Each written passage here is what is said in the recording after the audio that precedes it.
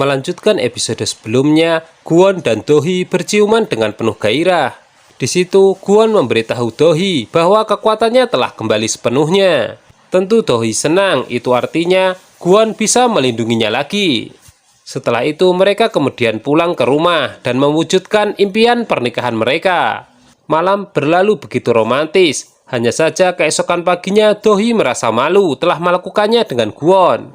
Setelah itu, mereka pergi kencan sarapan yang sangat lucu di hotel yang pertama kali mereka temui. Kwon senang karena Do-hee mendapatkan hari libur. Bahkan ia bersikeras untuk melakukan hal-hal sebagaimana layaknya pasangan. Meskipun Kwon sempat merajuk ketika restoran mengatakan mereka tidak menawarkan makanan untuk berpasangan sampai hari Natal. Tapi hal itu tidak menghalangi mereka untuk bersenang-senang dan berkencan. Mereka sempat memakan es krim bersama, serta menaiki sepeda berpasangan di dekat Sungai Han. Do-hee mencoba membantu Kwon memahami hidup layaknya manusia yang memiliki emosi. Di sisi lain, Kwon sempat terkejut dengan perasaannya terhadap Do-hee. Saat merajuk, Do-hee menolak memanggilnya suami. Sementara itu, So-an membuntuti pasangan tersebut dan mengambil foto mereka. Setelah hari yang menyenangkan, keduanya kembali ke rumah. Namun, kecemasan Do-hee dipicu ketika dia mendengar lagu yang dimainkan Gwangcheol ketika mencoba membunuhnya. Kwon memperhatikan hal ini dan kemudian memintanya untuk menari mengikuti lagu tersebut dan menciptakan kenangan indah yang baru. Kita bisa membayangkan betapa manisnya suami jelmaan iblis ini. Di tempat lain, Sukmin memerintahkan para pemegang saham untuk mempercepat rapat pemegang saham khusus untuk memilih ketua baru. Dia mengatakan dia membayar mereka untuk menangani tantangan seperti itu dan tidak akan menerima jawaban tidak. Dia juga mengungkapkan bahwa dia berencana membuat Do-kyung merasa dirugikan sama seperti ibunya. Saat perjalanan, Sukmin mengetahui jika Do-kyung memiliki 2 handphone dan di waktu yang sama mereka sama-sama menerima pesan. Keesokan harinya, Do-hee dan suaminya terbangun dalam suasana hati yang baik. Namun kebahagiaan mereka tidak bertahan lama setelah menerima telepon dari Da-jong bahwa Sukmin mengirim surat agar Do-hee menyerahkan warisannya secara sah. Kwon meminta Do-hee untuk memikirkannya dan berjanji untuk melindunginya saat dia sudah sembuh total. Tapi sayangnya Do-hee menolak, menurutnya ketenangannya lebih dari semuanya. Sok-hun bertanya kepada Do-hee mengapa dia bertingkah di luar karakternya sejak bertemu dengan Kwon. Dia juga khawatir bahwa Do-hee akan menyesali keputusannya. Kwon berbicara kepada Sok-hun jika ia tidak akan membiarkan Do-hee menyerah begitu saja. Sayangnya, semua itu mungkin sudah terlambat karena Do-hee menandatangani surat-surat tersebut dan meminta Da-jong untuk ikut minum bersamanya untuk perayaan.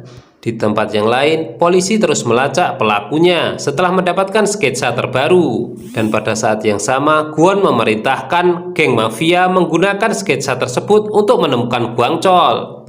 Kwon juga memperingatkan Ga-young untuk tidak ikut campur dalam urusannya, dengan mengatakan itu adalah takdirnya dan dia tidak akan meninggalkan Do-hee dengan cara apapun. Saat malam semakin larut, Do-hee dan Da-jong mabuk hingga pingsan. Mereka berbicara tentang pengorbanan mereka dalam hidup dan terikat pada pengalaman bersama.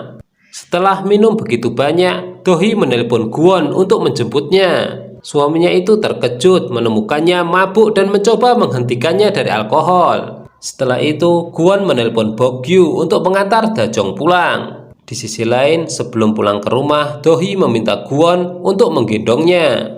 Do-hee terbuka pada suaminya dan mengakui jika dia merasa sangat bahagia. Namun tetap saja ia merasa bersalah terhadap Chon-suk karena dia tidak bisa memenuhi keinginan terakhir wanita itu. Gwangcheol panik, sketsa wajahnya sudah dikenali. Polisi dan geng mafia suruhan Kwon sedang mencarinya. Sayangnya Gwangcheol dibakar sampai mati oleh Sukmin. Ternyata mereka berdua selama ini bekerja sama. Sukmin membunuhnya karena dia tidak lagi dibutuhkan. Terungkap fakta jika keduanya bertemu ketika sama-sama di penjara. Sukmin yang telah membantu Gwangcheol dibebaskan. Melalui kilas balik kita juga mengetahui bahwa Chon-suk mengetahui Sukmin membunuh seseorang lagi. Setelah membunuh Gwangcheol, Sukmin membakar sarung tangannya. Pada saat polisi tiba, mereka hanya menemukan mayat terbakar tak dapat dikenali dengan pisau di dada. Polisi menghubungi Dohee dan memberitahu tentang kasus ini. Kwon menyadari bahwa Gwangcheol dibunuh karena dia teridentifikasi. Begitu wajah aslinya terungkap, maka tamatlah dia. Dengan kata lain, jika dalang sebenarnya masih ada di luar sana. Bogyu meminta Kwon menunggu beberapa hari lagi hingga bulan purnama untuk mendapatkan kembali kekuatannya. Sera memerintahkan pembantunya untuk menyingkirkan sarung tangan yang hampir terbakar. Sukmin melihat itu, namun ia diam saja. Sok-hun curiga Kwon mungkin membunuh Gwangcheol untuk membalas dendam. Saat berbicara dengan Bogyu, Kwon menyadari bahwa semua jam di kantornya berhenti berjalan. Itu menandakan jika kekuatannya telah hilang sepenuhnya. Dia bergegas ke rumah sakit untuk memeriksa gadis yang dia sembuhkan dan menemukannya dalam kondisi yang mengerikan. Ketika kembali ke Sunwoo, semua kontraknya dengan manusia telah hangus. Takut dengan nasibnya, Kwon mengunjungi wanita pengemis di terminal bus dan dia membawanya ke restoran. Wanita pengemis itu mengungkapkan jika kekuatan yang ia dapatkan berasal dari dirinya. Dan sekarang faktanya, Kwon kini telah berubah menjadi manusia seutuhnya. Dia bertanya apakah ada cara untuk mendapatkan kekuatannya kembali. Sayangnya, jawabannya justru menimbulkan dilema lain. Agar dia mendapatkan kekuatannya kembali, Dohee harus mati. Kita kemudian diperlihatkan Dohee yang terluka tergeletak di lantai saat lingkungannya terbakar.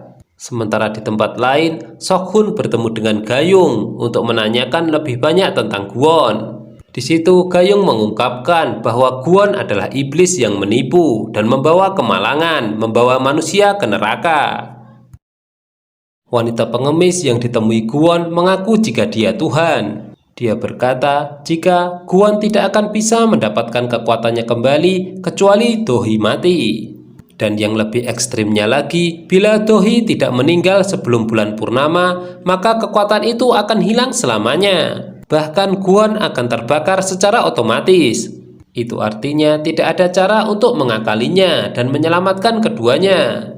Di sisi lain, Sok-hun telah tahu jika Kwon bukanlah manusia. Dia masih kepikiran dengan perkataan Gayung, bahwa siapapun yang dekat dengan iblis akan ditimpa kemalangan. Sukmin diam-diam merencanakan hal jahat untuk putranya sendiri setelah mendapatkan secara sah hak waris. Ia selalu dibayangi kejahatannya di masa lalu yang disaksikan oleh sang ibu. Dohee saat itu masih remaja ketika diangkat anak oleh ibunya. Meskipun semua telah ia dapatkan, namun ia tidak lupa akan balas dendam kepada Dohee. Di sisi lain, Kwon berpikir keras dengan kejadian ini. Ia sangat mencintai Dohee. Ia rela melakukan apa saja agar Dohee bisa hidup. Kwon pun merencanakan banyak hal untuk istrinya itu agar dia hidup bahagia. Menghabiskan waktu bersama agar ia bisa punya lebih banyak kenangan. Jadi tidak perlu heran ketika momen ini diisi oleh hal-hal yang romantis. Dari membuatkan kue ulang tahun hingga begadang bersama. Kwon tetap menunjukkan sikap seolah-olah jika mereka adalah pasangan yang sempurna. Hanya saja sesekali ia bertanya bagaimana jika kiamat terjadi. Dohee menganggap pertanyaan itu adalah pertanyaan bercanda. Jadi ia tidak memikirkannya dengan serius. Kwon sadar betul jika Dohee tidak ingin ia tinggalkan. Hal itulah yang membuatnya semakin bersalah hingga tidak rela untuk mengatakan yang sebenarnya. Keesokan harinya, Kwon memutuskan untuk menemui Tuhan. Mengajaknya taruhan jika kekuatannya pasti akan kembali dan Dohee akan tetap hidup. Tuhan hanya tertawa mendengar itu, menganggap semua itu mustahil. Setelah ini, Kwon kembali ke kantor dan menemui Bogyu, mengatakan hal-hal yang mungkin terjadi ketika pertukaran kekuatan di malam purnama gagal. Ketika terbangun, Dohee sempat kebingungan mencari suaminya yang tidak berada di sampingnya. Untungnya Kwon pandai menciptakan kejutan, dia tiba-tiba muncul. Setelah pemindahan hak waris, para karyawan mulai menggerutu bagaimana nasib mereka. Dohee tiba di kantor dan berpapasan dengan Dajong. Mereka kemudian teringat peristiwa konyol tadi malam. Sementara itu, So-an dibuat bingung dengan keputusan Dohee. Dia khawatir jika keputusan Dohee merupakan rencana jebakan. Sokmin diam-diam memanfaatkan putranya sendiri untuk menyingkirkan musuh-musuhnya. Bogyu mendapatkan fakta dari buku manual iblis. Jika proses pertukaran malam ini gagal, maka kemungkinan Kwon akan mati. Gayung datang mengancam untuk memaksakan menceritakan yang sebenarnya. Saat itulah mereka sama-sama sedih memikirkan cara agar hal ini tidak terjadi. Kwon mulai pasrah dan datang ke kantor polisi menitipkan Do-hee, sebab ia yakin dalang sebenarnya belum tertangkap. Ketika Do-hee sedang memikirkan bulan madu, ia ditemui Gayung yang memohon agar dia menyelamatkan Kwon. Dan cara satu-satunya untuk menyelamatkan Kwon hanyalah dengan kematian dirinya. Tentu saja hal itu membuat Do-hee terkejut dan sejenak menjauhi Kwon. Ternyata resiko pertukaran kekuatan jika gagal, Kwon akan mati. Do-hee yang masih belum percaya 100% kemudian menemui Bogyu. Di sanalah ia mengetahui fakta yang sebenarnya.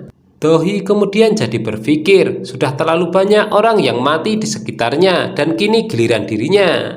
Untuk itu, ia pun bersedia melakukan apa saja demi Kwon bisa hidup.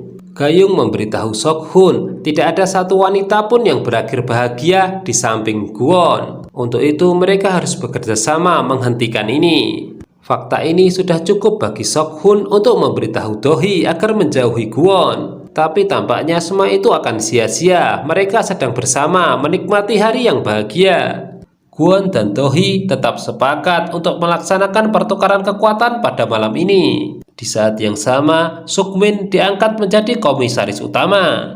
Hanya saja yang tampak aneh, istri dan putranya merasa tidak senang. Di perjalanan, bahan bakar mobil yang ditumpangi Kwon dan Do-hee berkurang. Mereka berhenti di SPBU dan Do-hee mampir di minimarket. Flashback bahwa Da-kyung ketahuan ayahnya bekerja sama dengan Gwangchol. Da-kyung kemudian disakiti ayahnya dan diperintahkan untuk membunuh Do-hee. Jadi setelah situasi itu, Do-kyung memutuskan untuk membuntuti Do-hee. Sok-hun sempat menghubungi Do-hee, mengatakan jika dirinya dalam bahaya. Namun hal itu sudah terlambat karena Do-kyung keburu menabrakkan mobilnya ke minimarket.